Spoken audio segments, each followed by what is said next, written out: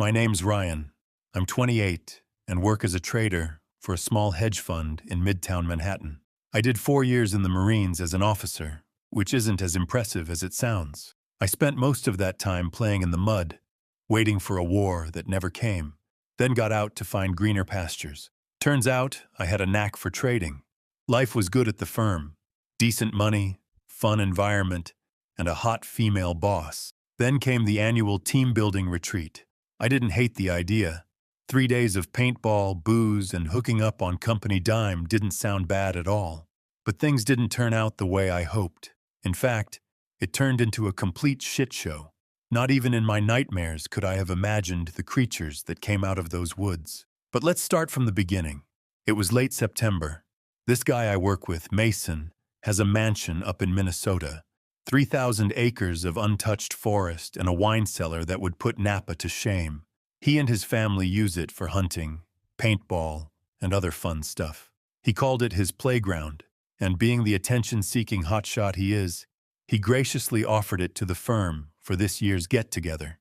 We got on the company's private jet, flew up, then rented 3 luxury SUVs and headed to the woods. There were 17 of us, counting admin staff and interns, which made for crude jokes and some drunken flirting on the plane. Mason's property is 3 hours northeast of Minneapolis. His father had made a fortune with his biotech empire, and the place was set up like a Bond villain's vacation home.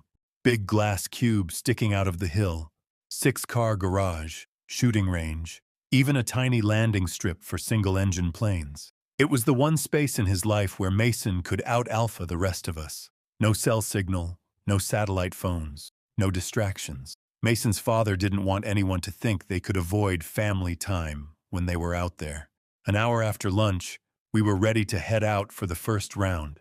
Mason passed out Topo Chico bottles filled with 40% rye, which he called dessert, and gave a rambling safety speech, his voice already 2 octaves higher than normal. "Safety off. Hope you're all ready to go full Rambo," he said, swilling from his bottle. The rules were simple. Get hit, you're out. We wanted to ease in, first day and all. We hiked deep into the forest, maybe a mile, then dispersed, hiding and shooting at each other.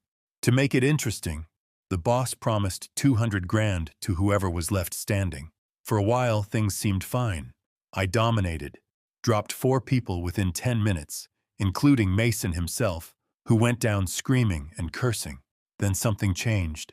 I noticed the forest had gone silent, as if holding its breath. The quiet pressed in, electric, making my molars itch. I crouched lower behind a mound of blown-over pine needles, every sense on edge.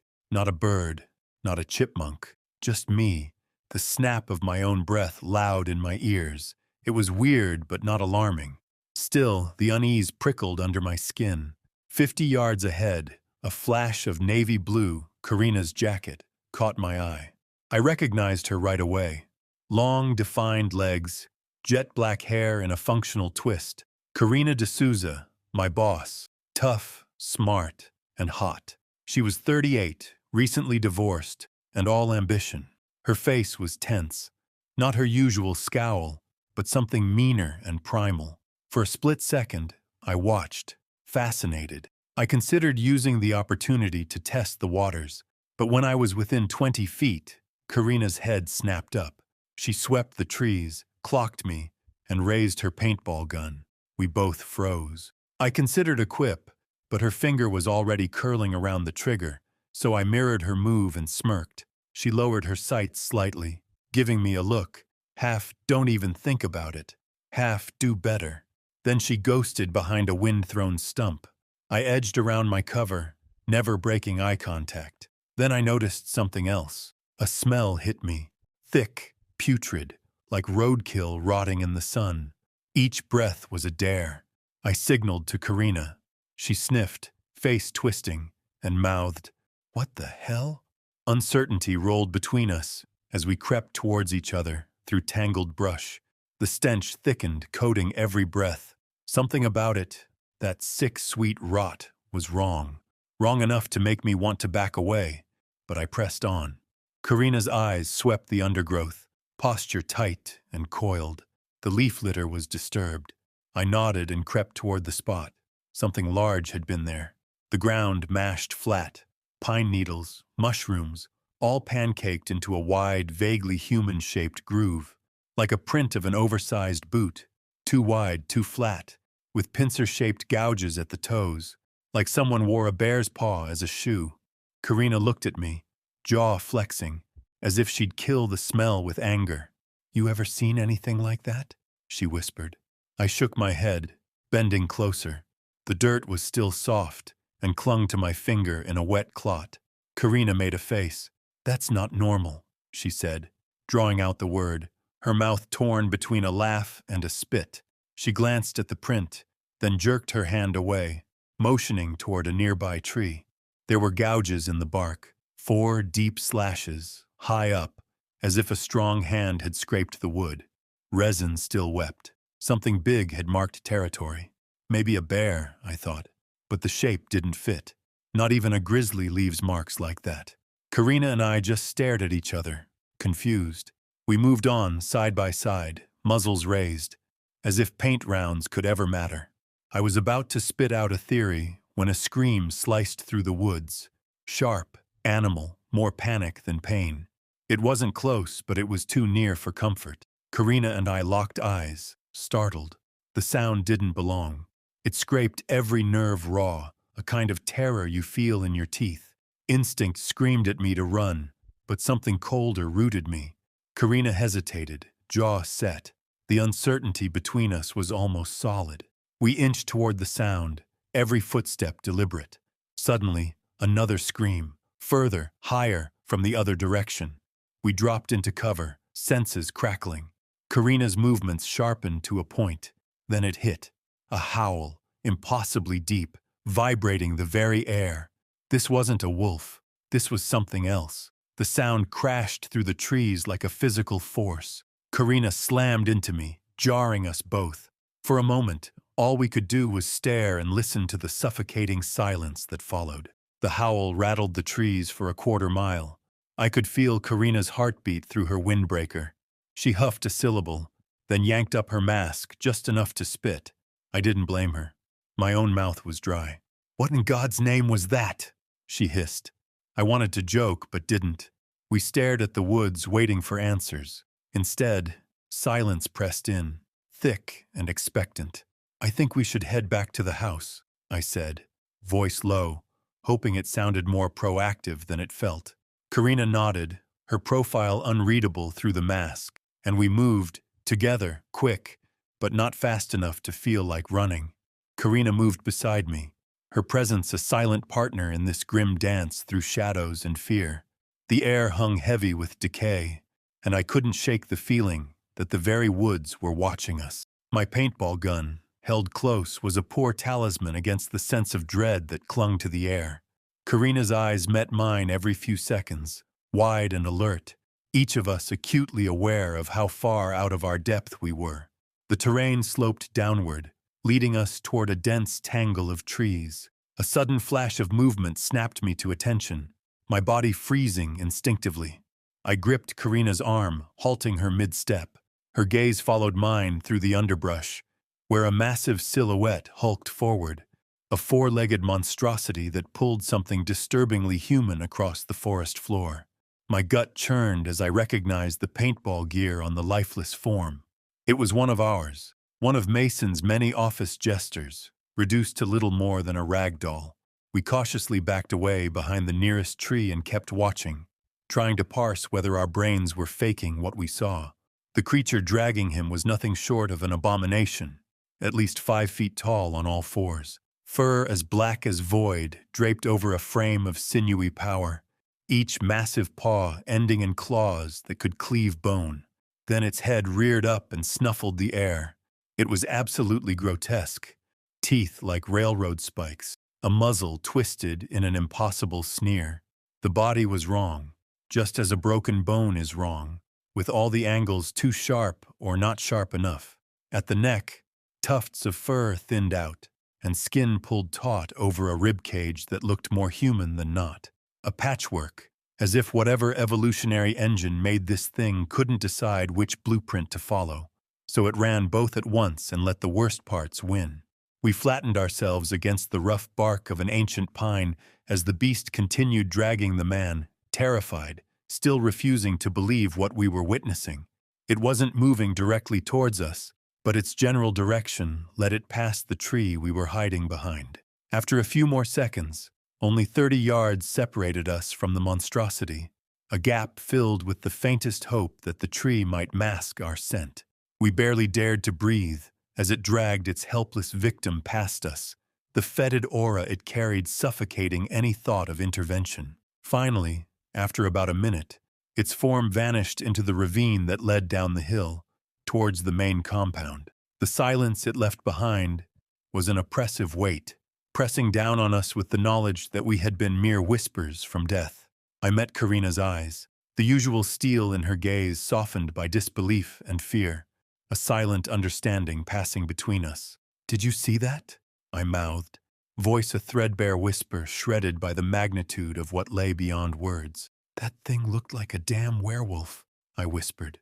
She nodded, her composure trembling at the edges, fingers clenched around her weapon. Reality had shifted beneath our feet, the mundane world receding into a nightmare realm of shadow and claw. We were outmatched and unprepared, and the woods around us knew it. My training kicked in the second the creature vanished from sight, adrenaline turning the edges of my vision into a hard-edged clarity. We were in deep, and every second counted. The shock of what we'd seen still quivered through my veins, but the instinct to survive was relentless, propelling my mind forward into strategy and options. Karina, a study in composure amidst chaos, adjusted her grip on the paintball gun. "We need to warn the others," she whispered, her words a lifeline cutting through the murk of our predicament.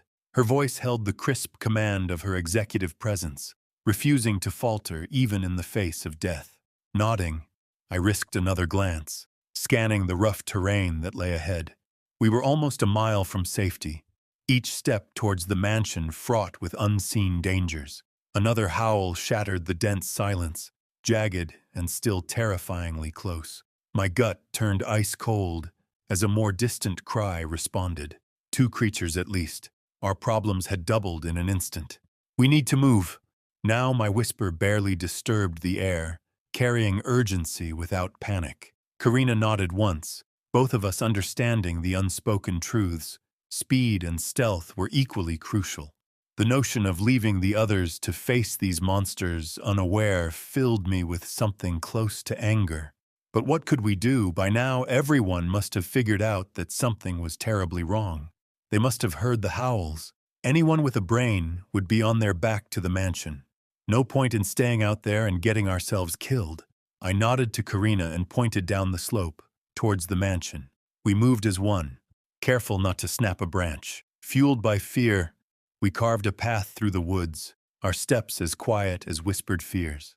We didn't talk, focusing entirely on our surroundings. Karina led, her long, well-defined legs eating up the uneven ground in low, cautious lunges. "What do you think those things are?" I whispered, matching her pace. She shot me a look over her shoulder, something acidic in her expression. "What do I look like, a zoologist?" Her lips compressed. Then she said, "Predators, big ones, maybe werewolf hybrids, some weird experiment gone wrong, but nothing local." She looked back, shrugged, and I saw how her hand shook for just a second before the motion firmed itself into resolve. We didn't see or hear anything weird for about a quarter mile. Then we caught sight of them.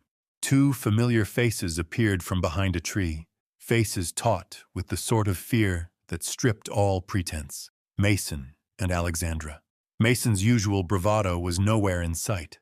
Alexandra's usual sharp-eyed confidence had twisted into taut vigilance, her gaze flitting through the tree line as if expecting the forest to come alive and swallow us whole.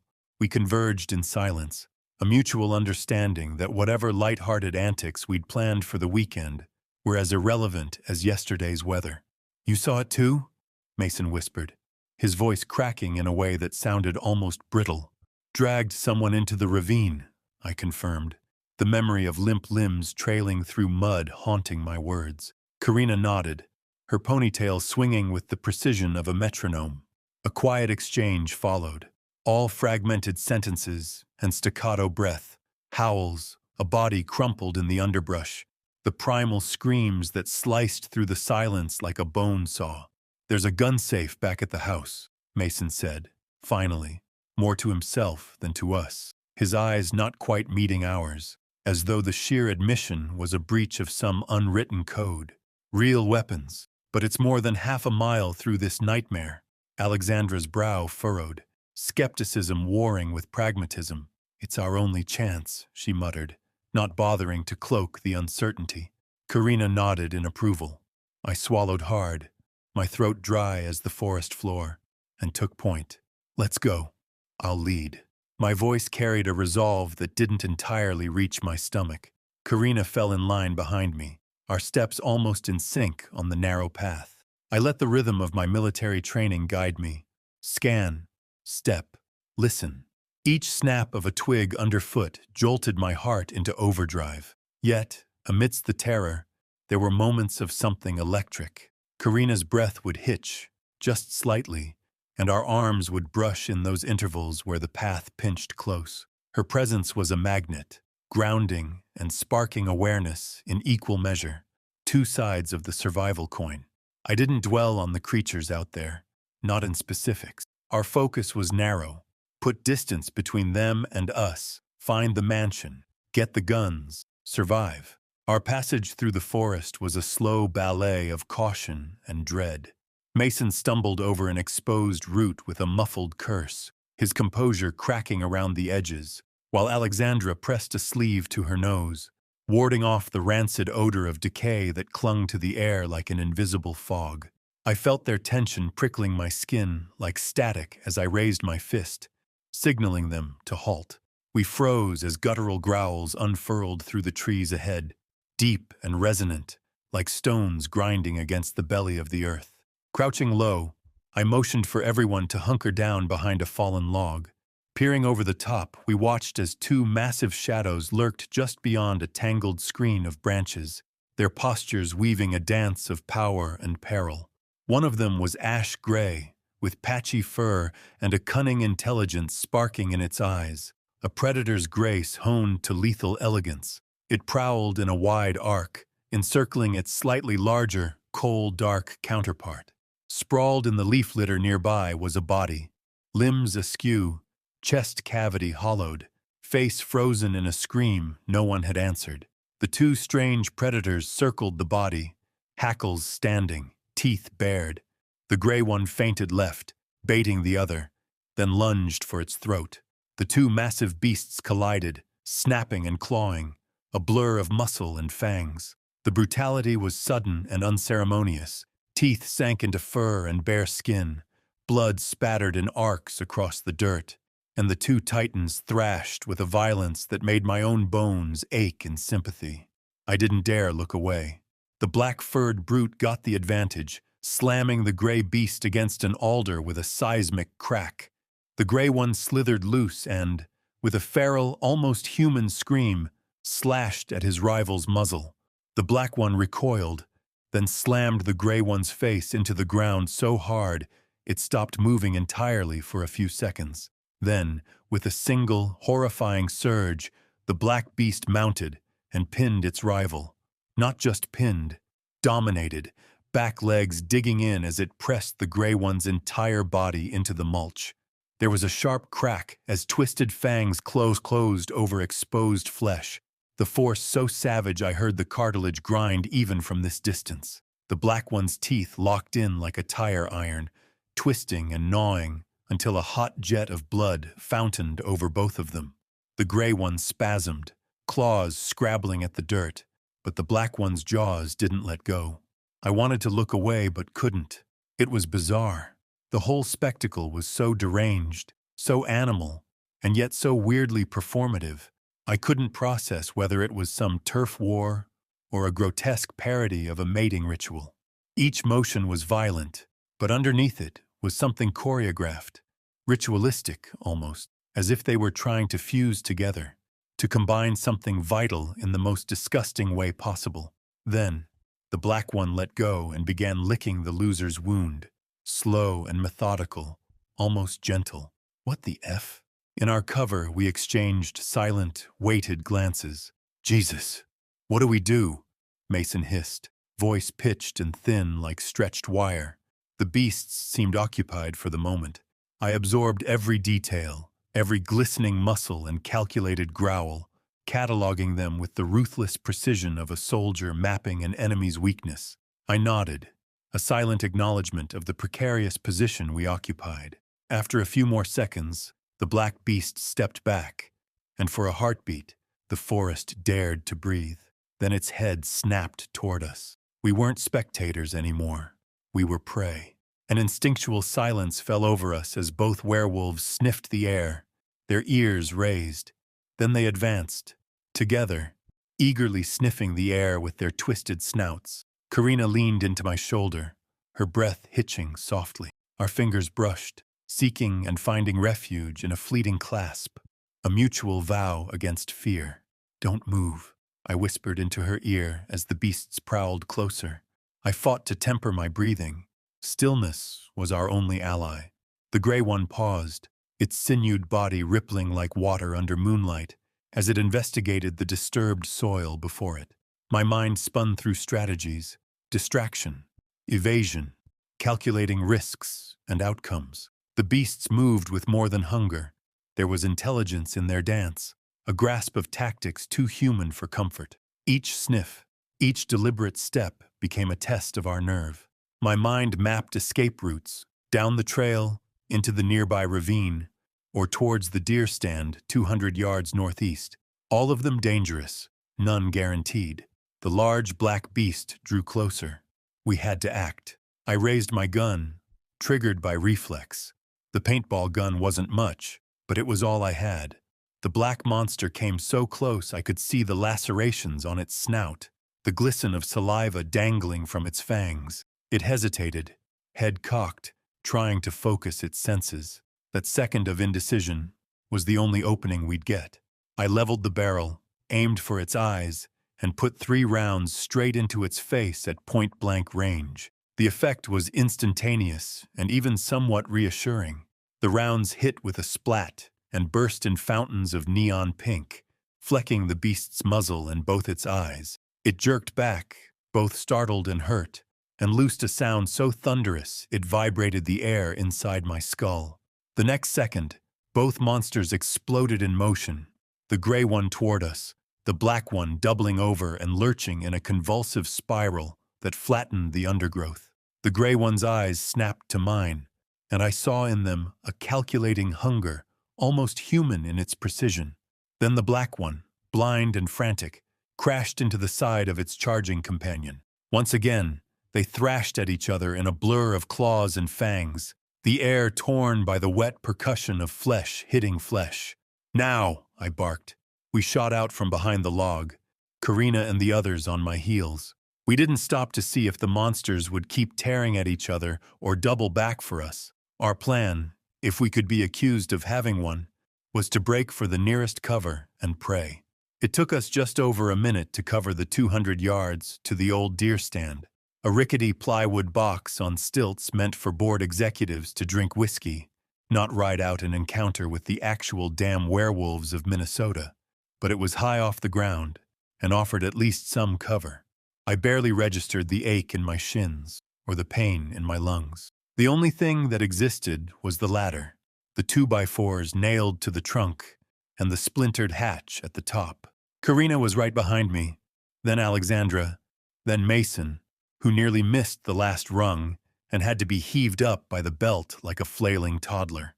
Once we were all inside, I pushed the trapdoor shut quietly and threw the padlock through the latch. For a few seconds, we just huddled there, 4 adults panting and blinking at each other through the half-light that filtered in via rifle slits and warped plywood. No one said a word. The sounds of the fight had subsided entirely, replaced by a kind of static hush, broken only by the 4 of us gasping in our own damp cloud of terror. Then, below, something massive moved through the brush, something that left the branches shivering and snapped twigs underfoot with deliberate, unhurried weight. The sound circled, a low, sinuous animal scraping that set my molars on edge. I pushed my face to one of the slits, peering at the world below. At first, nothing.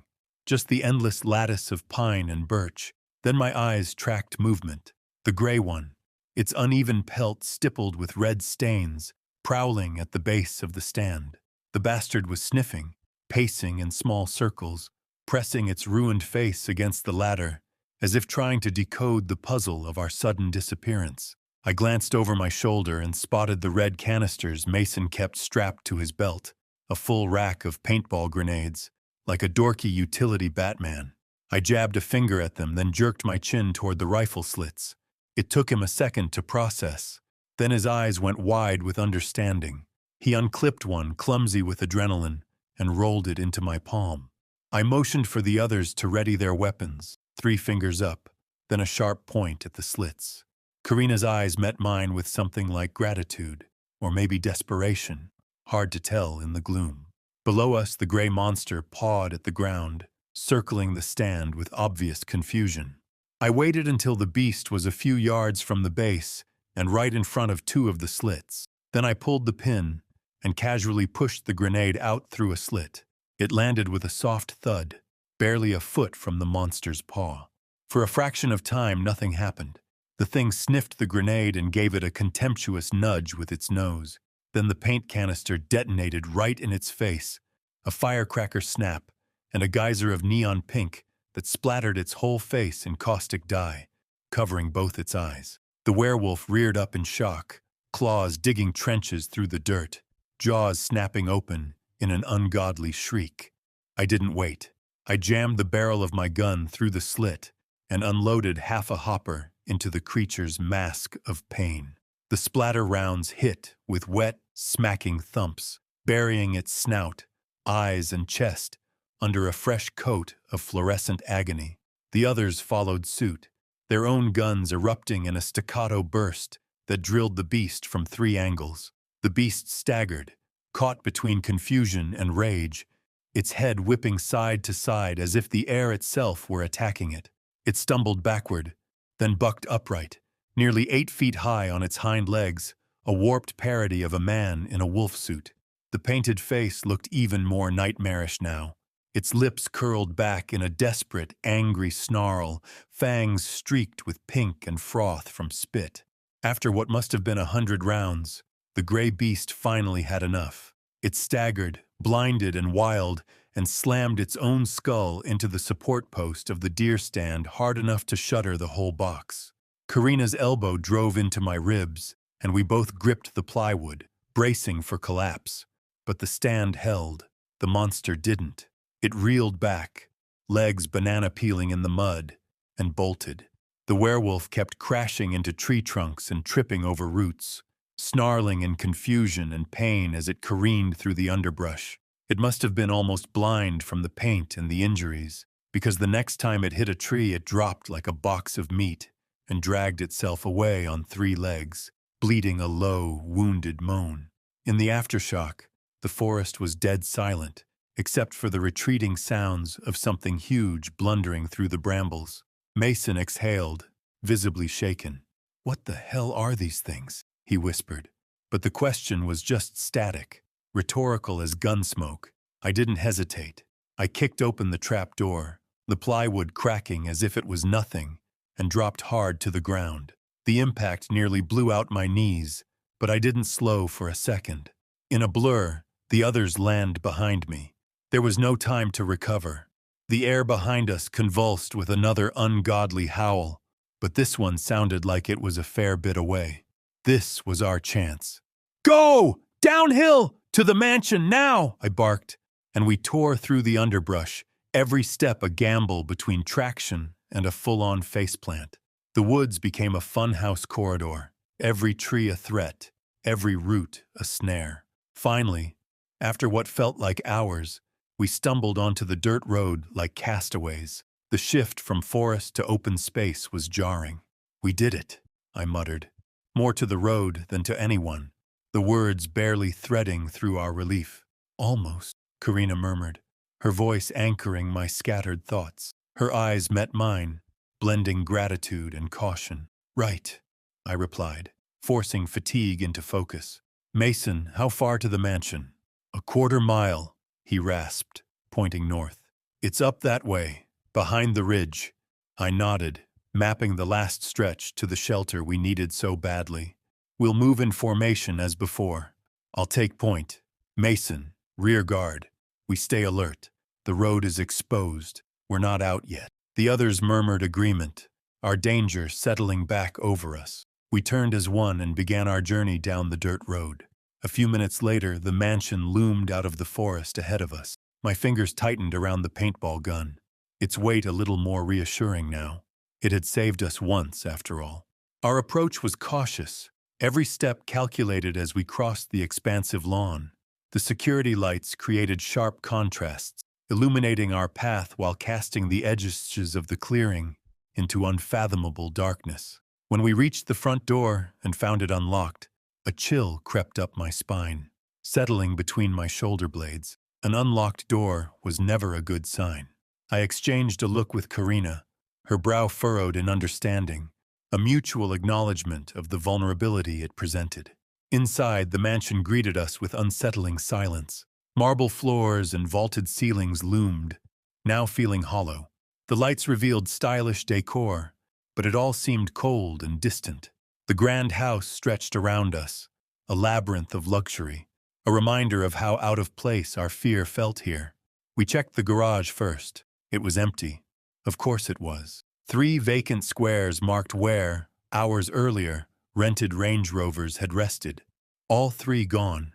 Evidence that others had survived and left, stranding us. The realization sat heavily in my gut. There would be no easy escape. I took a moment to absorb the layout of the massive house. The great room, with floor-to-ceiling windows, stood wide open. A gourmet kitchen waited, gleaming appliances expecting a feast that would never come. Multiple bedrooms lined the upper floor. "Mason, show me the gun safe," I said at last, my voice low but urgent. Mason didn't argue. His usual alpha swagger was gone. He looked half-drowned, mouth a hard line, jaw ticking with stress. We swept the ground floor rooms as a single column, guns ready. The gun safe was in Mason's father's study, behind a print of a duck blind at sunset. So cliché it almost made me laugh, until I remembered why we were here. Mason fumbled with the panel for a second, then punched in the code with fingers that shook enough to make me nervous. I kept an eye on the empty hallway behind us, refusing to let my guard down even in the sanitized air of climate-controlled luxury. The safe's lock disengaged with a hiss. Mason swung the heavy door wide. I expected hunting rifles, a few shotguns, and a selection of sidearms. I was wrong. There was only one gun, a polymer-framed Glock. 3 magazines sat beside it, 2 loaded, 1 empty. I stared at the safe for 5 seconds, waiting for a punchline that didn't come. "You've got to be kidding me," I said, my voice echoing off the walls. "Did your dad have a thing for minimalism or what?" Mason stared into the vault, equally shocked. "There should be more," he said. "There should be a whole damn arsenal in here. Dad never kept fewer than a dozen rifles, ammo, even some night vision kit." He ran his hand back and forth along the racks as if the rest might appear by tactile magic, but the bare metal rungs just rattled, echoing a hollow defeat. Karina's tone cut through the shock, cold and decisiveness. "Maybe someone's already cleaned it out." "What about the staff?" Mason shrugged, a twitchy, spasmed movement. "Staff probably cleared it out," he said, voice brittle. "They were here yesterday to clean the place for our little get-together. If they saw what was out there, they'd take everything that shoots and burns rubber." He let the words hang, then spat them out with a bitterness that tasted like old blood. "No one even tried to warn us. They knew we were coming and left us to rot. Probably left us the Glock as one final FU." I let the accusation settle, a sickly, honest logic. The staff, those faceless, polite ghosts who iced our drinks and cleaned up our messes while we pretended not to see them, would surely have panicked at the first sign of the monsters, grabbed every gun in the house, and vanished. It was the only move that made sense if you didn't give a shit about a bunch of out-of-state finance idiots. I grabbed and holstered the Glock, chambering around with steady hands. The old muscle memory came back, solid as ever. We'll make do, I said, and I almost believed it. We need to sweep the house and make sure every door is locked, I instructed, channeling the military precision that steadied my pulse. I divided the group, pairing Alex with Mason. Karina stayed with me. Mason and Alex took the upper floor while Karina and I cleared the ground level. We agreed on a rally point. Great room, 10 minutes, no questions, no yelling. Just check your sector, move fast, and pray they're not already in here with us. Back in the panic room, the air had gone stale with dread. The only light came from the wall of flickering monitors, grainy and infrared, casting a pallid glow over the four of us. We had just regrouped there, shaken but alive. We had done a full sweep of the house. Every hallway, every bedroom, every blind corner. The good news, the beasts hadn't gotten in. Not yet. The outer doors were all locked and hadn't been tampered with. No smashed windows, no claw marks on the walls. The bad news, there were no more weapons and no landline. No hidden stash of rifles or pistols tucked away in a closet. No ammo crates, no hunting knives. The Glock and the 2 magazines were all we had, other than our paintball guns and whatever kitchen tools we could repurpose. The mansion, for all its opulence, might just turn into a very expensive coffin for the four of us. Then Alexandra spotted something. She crouched near the door and tapped the steel panel beside the handle. Wait, this is a panic button. Her voice was incredulous, halfway between relief and fury. I blinked, then stared at Mason. You didn't think to mention that before? Mason's jaw worked uselessly for a moment. Look, I've never been in this room before. Dad said, "Shut up!" My voice cracked like a whip, echoing off the concrete walls. You've had us running around like idiots with paintball guns while your rich daddy panic room has a direct line to help? Mason's face reddened, sweat beading on his brow. He opened his mouth, but I stepped closer, cutting him off. You parade us out here, brag about your little palace, and when it matters, you don't even have the spine to point out the one thing that could save us. You're a disgrace, Mason. An entitled coward hiding behind Daddy's toys. His lips pressed tight, shame flickering in his eyes, but he said nothing. Alexandra leaned forward and slammed the button with the heel of her hand. A muted click confirmed the signal had gone out. There, she said coldly. Now at least someone knows we're dying in style. I gave Mason one last look of contempt before turning back to the monitors. It'll still be hours before someone will show up. The nearest sheriff's office is almost 80 miles from here. Alexandra pointed at one of the side monitors, her finger trembling slightly. There, she said. We all leaned in closer. The feed showed the gray beast prowling across the lawn, on all fours, its snout sweeping back and forth like a bloodhound's on a scent trail. It was sniffing with purpose, methodical and unhurried. Eventually, it began circling the main entrance, clearly aware that we had just gone through there minutes earlier. Sniffing low and pausing to examine the heavy wooden door. For a long moment, it stood motionless, its head cocked slightly, as if considering. Then, in a strange, almost mechanical motion, it pushed itself upright onto 2 legs. The movement was jerky, unnatural, as if its muscles weren't built for that posture, but had learned it anyway. It stood tall, towering over the porch with its head cocked like a curious predator. Then, slowly and deliberately, it raised a massive, clawed hand and began testing the handle. Jesus, Alexandra whispered. This thing knows how to open a door. My jaw clenched. They're not just animals. They're smart, able to think and learn. I don't even want to think about the implications. Let's just focus on getting out of here. We could hear the door shudder in the distance. It wasn't brute force yet, just exploration. It was trying to figure out the mechanism, and it wasn't going to just go away. We needed to do something.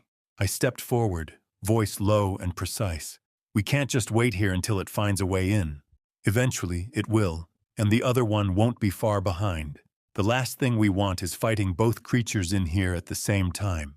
We need to distract them, separate them, and then find a way to take them down one at a time. Any ideas? I turned toward Karina, and she nodded slowly, but didn't add anything. Then Mason stepped in. Goddamn Mason. He'd been pacing in the back, jaw working, sweat pooling on his brow. His hands were clenched, his movements agitated. Something between panic and rage. He turned sharply and faced me.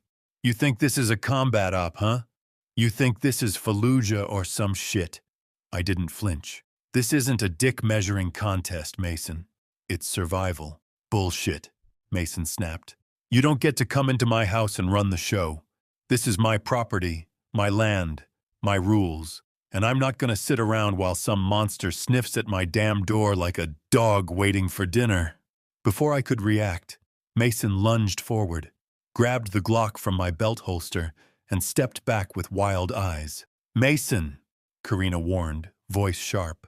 "No," he cut her off. "I'm gonna take care of that thing while it's still alone." He stormed out of the panic room without another word. I moved to follow, but Karina held me back with a hand on my chest. "Let him go. He'll just shoot you if you try to stop him." "We can't afford to lose that gun," I growled. On the monitors, we watched him exit the mudroom door. The feed shifted from thermal blur to full grayscale as Mason moved around the side of the mansion, gun raised, posture rigid. He spotted the werewolf near the porch and opened fire without hesitation. The first shot hit, a clean shoulder impact. The gray beast staggered, let out a snarling shriek, and bolted toward the tree line.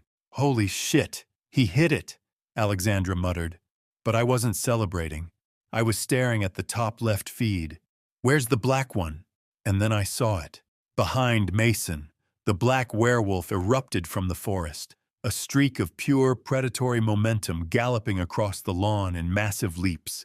It slammed into Mason like a wrecking ball, sending him flying sideways. He held on to the gun, and it looked like he kept firing wildly in all directions. We could actually hear the bullets hitting the outer walls.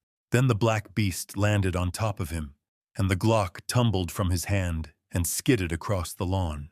Mason's face in that moment was something I won't forget for the rest of my life. Pure terror and agony. "No!" Karina shouted, stepping forward. Then the massive jaws closed around Mason's neck, and we all looked away. A few seconds later, something had changed on the screen. The gray werewolf had circled back. It leapt onto the black one with an enraged snarl, clawing and biting, not to protect Mason, but to assert dominance. The two monsters fought over him like wild animals over a carcass, snapping and colliding, their massive bodies tearing up the wet earth in deep, wide furrows. Mason writhed beneath them, seemingly unable to move, his face filled with pain. The beasts didn't even seem to notice him anymore. Their focus had shifted to each other, each wanting the kill for itself. I didn't wait. I bolted from the room, Karina shouting after me, Alexandra cursing. I made a run for the front door and opened it slightly to get a look. They were still busy tearing into each other. The gun lay in the grass, about 10 feet in front of Mason. This was my chance. I ripped the door open and tore across the porch, lungs burning, legs pumping. The beasts were still grappling, a blur of claws and snarls. The black one was on top, his jaws locked tightly around the gray one's head. I dove for the gun. They noticed me and froze simultaneously. My hand closed around the Glock, and in the same motion, I rolled up into a crouch, brought the gun up on them. The gray one was still pinned, unable to move. I aimed and fired. 2 shots. Then the gun was empty, but it was enough. Both rounds struck the gray one square in the head. It went limp immediately. The black one didn't hesitate. It dropped its dead rival and let out a bellowing roar. Then it scrambled after me, powerful limbs propelling it across the lawn with terrifying speed. I had started moving the moment the gray one's eyes shut for the last time, and didn't look back. My only thought was the front door. 10 feet, 5, then 3. Karina was there, standing wide-eyed in the frame, her body braced, hands ready to close the door the moment I was through. Karina slammed the door shut, locking it a heartbeat before the full weight of the monster smashed into it. The impact was deafening, a thundercrack of force that made the frame shudder and the wall tremble. Somewhere in the hallway, a picture crashed to the floor and shattered. I collapsed onto the tiles, breath exploding from my chest. Less than a minute later, the sound of shattering glass cut through the silence like a gunshot. I flinched instinctively and whipped around toward the great room. We all did. The window near the fireplace, the tall one that faced the back patio, was gone. Just jagged teeth of glass in the frame and a cold wind breathing into the house. "It's inside," I said. Panic fractured the stillness. Karina immediately bolted for the stairs leading to the first floor. Alex followed her without question. They both still had their petty paintball guns. I had the Glock, but Mason's stunt had cost as an entire magazine. Just 17 rounds left. That was it. I followed the two women upstairs. They'd moved fast, without a plan, but at least we'd have cover to regroup. Karina picked the first door, the master bedroom. Alexandra locked it behind me. We hunkered down in a corner near another bedroom door.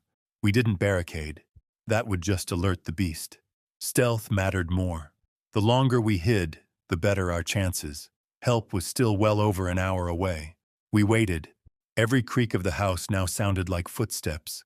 The air felt heavier somehow. The beast moved through the house quietly. No clumsy stomping or growling. We had no idea where it was. Hadn't seen it since it chased me to the front door. Alexandra leaned closer and whispered, "Just shoot it when you see it. Don't wait. Just end it." I shook my head, keeping my voice low. "It's fast, and it's smart. Out in the open, it would just toy with me. I'd burn through the whole mag before landing a solid hit, and then it would sweep in and finish me." She exhaled sharply through her nose. "So what?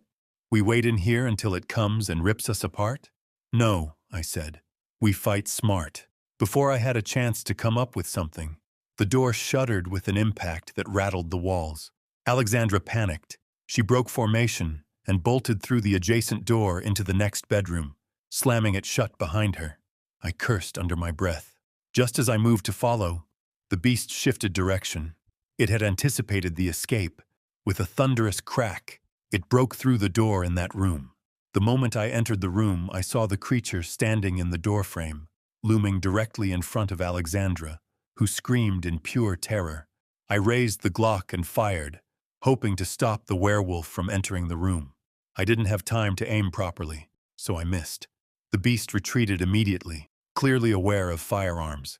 This was one smart bastard we were dealing with. During those few moments, Alexandra lost it completely. She turned and fled, sprinting back into the master bedroom and through the main door into the hallway. I shouted for her to stop, but she wasn't listening. The werewolf was in the hallway, just a few yards away from her, and went after her immediately. I chased after them, unwilling to let Alex die. She stumbled down the stairs into the atrium, the beast on her heels. I raised the Glock, firing to stop it. I hit it once. It twitched but kept running. I followed, firing as it fled down the stairs. Another hit sent it tumbling. Alex reached the ground floor, racing for the panic room. The beast recovered and chased. I fired once over the railing, then it vanished. I cursed and ran downstairs, Karina close behind. I was doing exactly what I warned against, wasting bullets. But I couldn't let Alex die. I checked the mag.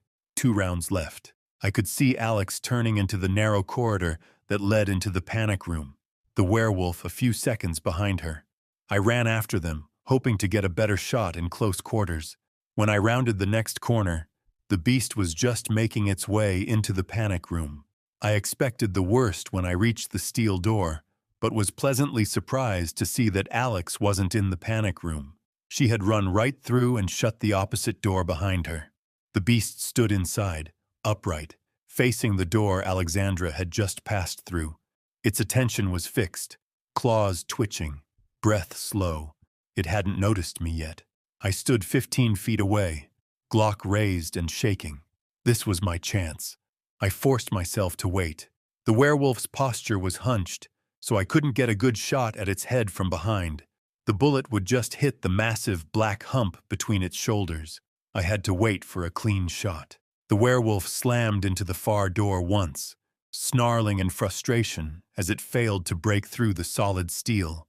Then it paused. I don't know if it smelled me, heard me, or somehow felt my presence, but something tipped it off. Slowly, The creature turned its head, eyes narrowing, shoulders angling to face me. This was the moment I had been waiting for. I took a deep breath and adjusted my aim. My sights lined up with its face, and I forced myself to wait, just 1 second longer, until it turned fully. When it did, I squeezed the trigger. Bang! The bullet hit just right. One of its eyes exploded in a mess of fluid and bone. There was no scream, no cry of pain. The beast simply stumbled backward, slamming into the door it had just tried to break through. Then it crumbled to the floor in a twitching heap. I stepped forward cautiously, gun still raised, each step deliberate. The creature lay sprawled against the steel door, completely still. Blood pulsed from the ruined socket where its eye had been. My hands were trembling, but I couldn't look away.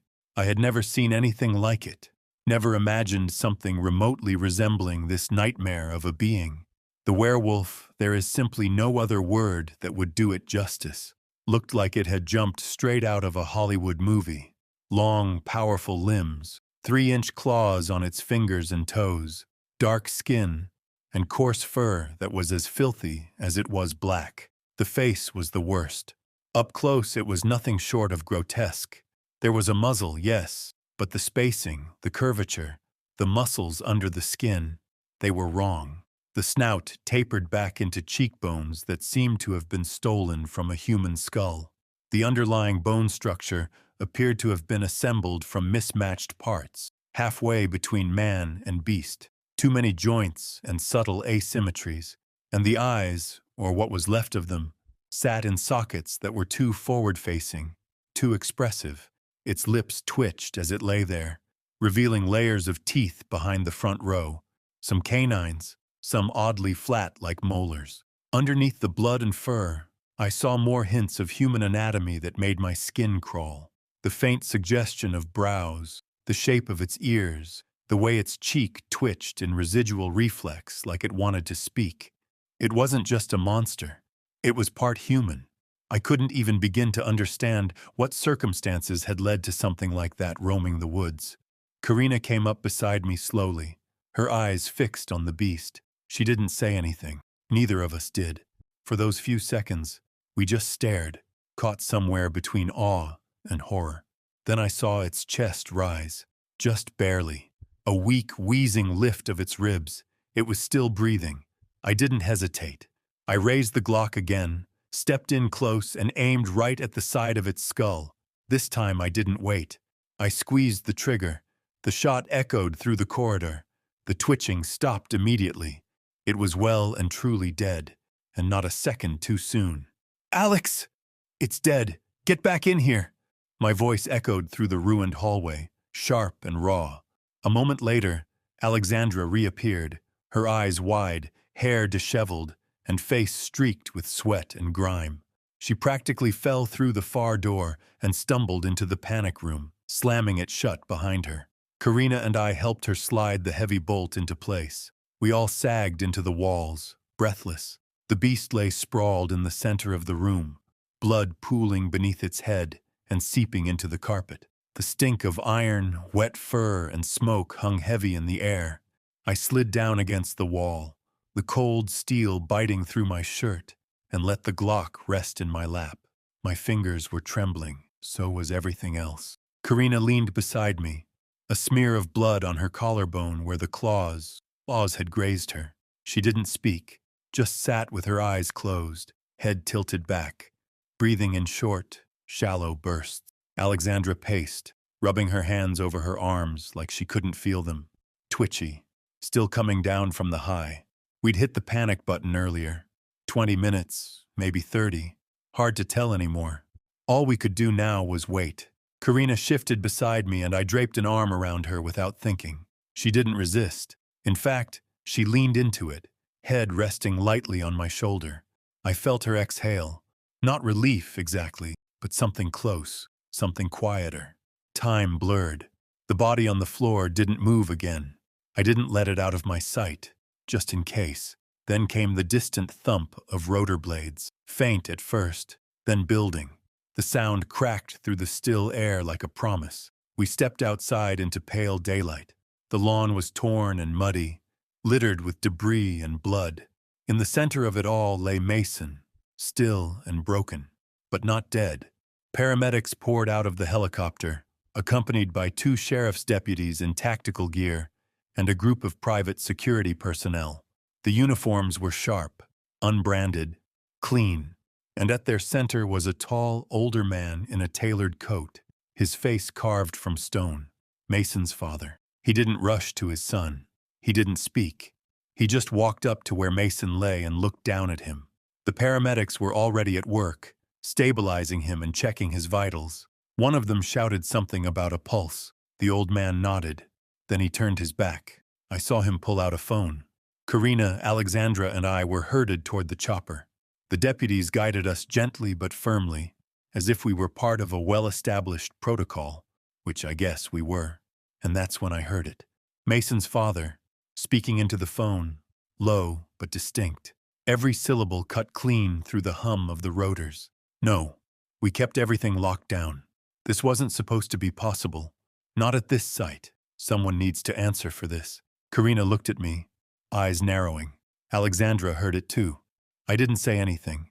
I just kept walking toward the chopper, arms still around Karina. I had a feeling this wasn't over.